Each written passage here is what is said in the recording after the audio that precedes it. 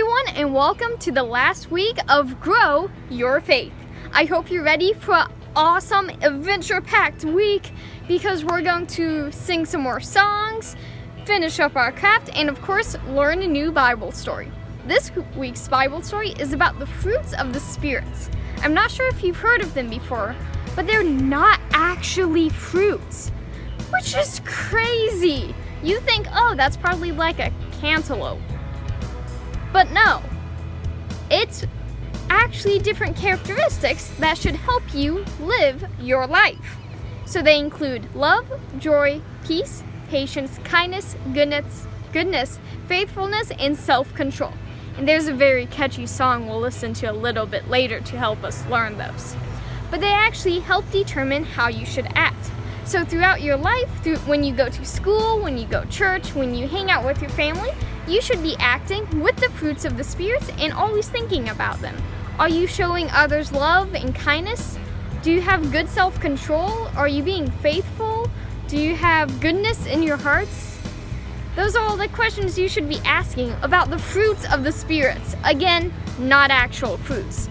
Slightly disappointing, but giving you an apple wouldn't be as helpful as actually telling you the best ways to act and to live your life. So, I want you to continue thinking about this throughout the summer and see how you can show the fruits of the spirits to other people. Again, that's love, joy, peace, patience, kindness, goodness, gentleness, faithfulness, and self-control. I think I said all of them. I don't think I forgot any. So, watch this video coming up to learn a little bit more about the fruits of the spirits, and I'll see you afterwards. See ya.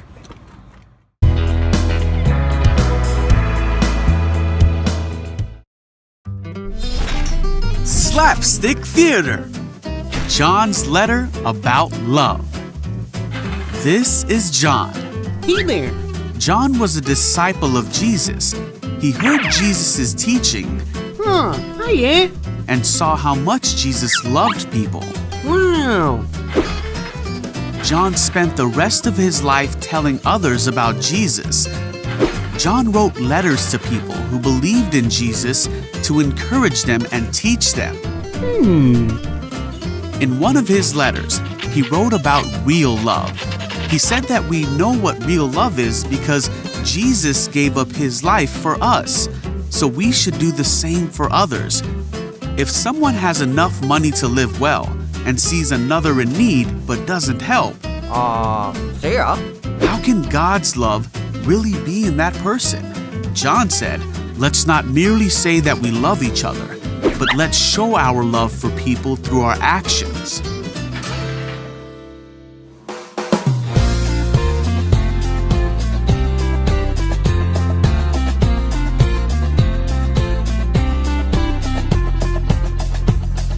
The fruit of the spirit's not a coconut. Fruit of the spirit's not a coconut. If you want to be a coconut, you might as well hear it. You can't be a fruit of the spirit, cause the fruit is love, joy, peace, patience, kindness, goodness, faithfulness, and gentleness, and self-control. Love, joy, peace, patience, kindness, goodness, faithfulness, and gentleness, and self-control. Oh, the fruit of the spirit's not a banana. The fruit of the spirit's not a banana. You wanna be a banana? You might as well hear it. You can't be a fruit of the spirit, cause the fruit is love, joy, peace, patience, kindness, goodness, faithfulness, and gentleness, and self-control.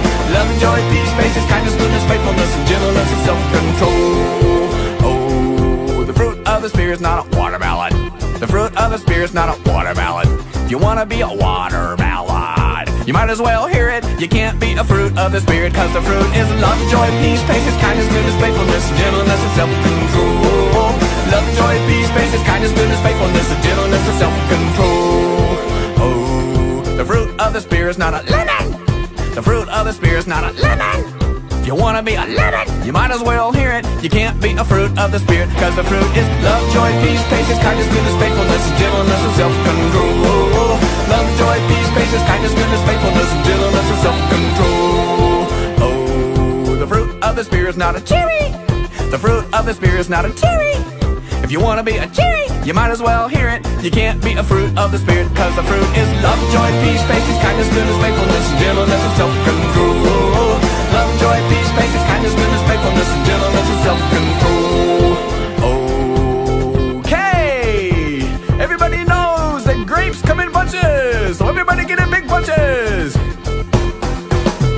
of the Spirit's not a grape. The fruit of the Spirit's not a grape. You wanna be a grape, you might as well hear it. You can't be a fruit of the Spirit, cause the fruit is love, joy, peace, patience, kindness, goodness, faithfulness, and gentleness, and self-control.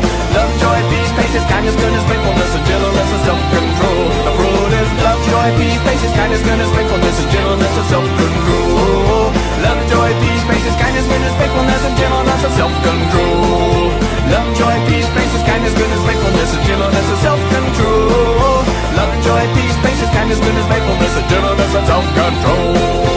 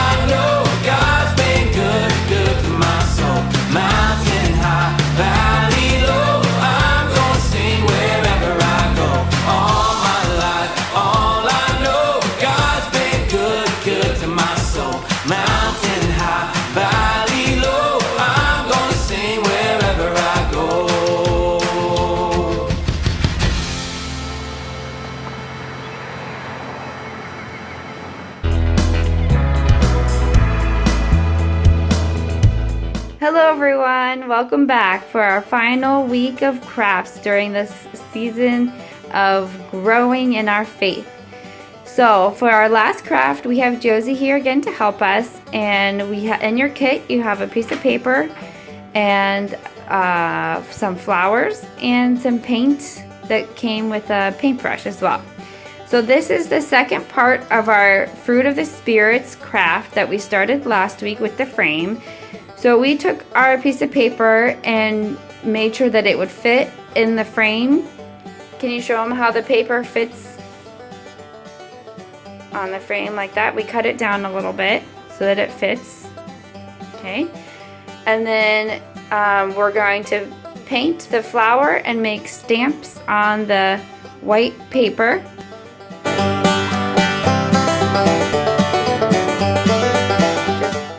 Put lots of paint on your petals. You can mix the colors if you want. You can paint the middle.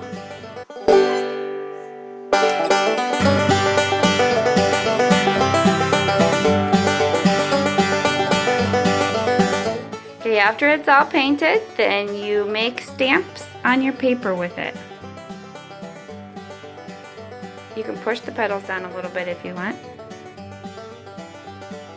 Okay, now pick it straight up. And you can make another one a little bit in a different spot. Can you make another one in a different spot? Yeah, it's okay. You can twist it a little bit if you want. See how that turns out. Yep, okay. Maybe another. Can we get one more before painting it again? All right. And then once it's dry, you can attach your frame to it and wash hands. And then you also can keep the flowers in your flower pot if you'd like to have pretty flowers in your flower pot from weeks before. So have fun making prints, and I hope you enjoyed and grew in your faith, and hopefully we'll see you all soon. And wash your hands in case they're really, really messy. Say bye. Bye. See you next week. Or not next week. Pro-parent tips. Here we go, guys. Another great way to help your kiddos grow in their faith. Of course, we all know that reading our Bibles is very, very important. But when we open adult Bibles, it's a little bit overwhelming. The words are so small and tight together, and I'm a grown-up. Imagine what this is for a kid who's just learning to read.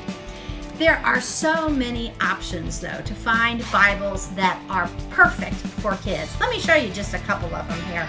Here's a child's Bible. It's called My First Message, and it is full of good pictures and devotions and stories. A great way to sit with your child every night before you go to bed and read a Bible story. Check this kind of a Bible out. There's lots of choices. As they get a little bit older, they may want to read the Bible on their own. There are Bibles that are actually I Can Read Bibles. And these are Bibles that help kids read for themselves. Now, as they get a little bit older, you may think, okay, we'll get them the adult Bible. For my preteens, my favorite Bible, and even into my teens, it's actually called the Action Bible. This was made by one of the artists for Marvel, and the pictures and the storyline in here are full of adventure, just like the Bible actually is. So check out the Action Bible. Once they're up in 3rd, 4th grade, they do need to have a good Bible. But you can see this one is a little bit more broken up with some pictures and some fun facts and things. Whatever you do, just try to encourage to get your kiddos to read the Bible, whether it's a short devotion every night, a verse or two, or a story. It is just so important to get into the practice of reading the Bible every day. A great way to help your kiddos grow in their faith.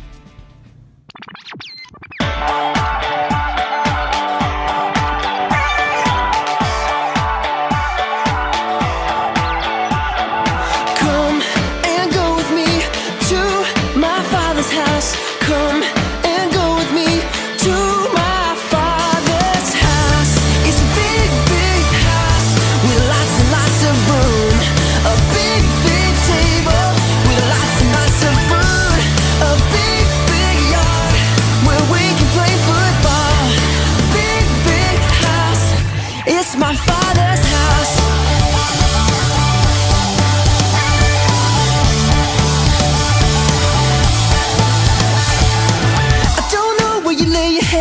Or where you call your home.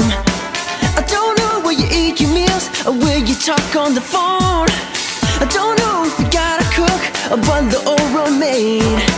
I don't know if you got a yard, the hammock in the shade. Come and go with me to my Father's house. Come and go with me to my Father's house. It's a big, big house with lots and lots of room. A big, big table with lots and lots of food. A big, big yard where we can play football. A big, big house. It's my Father's house.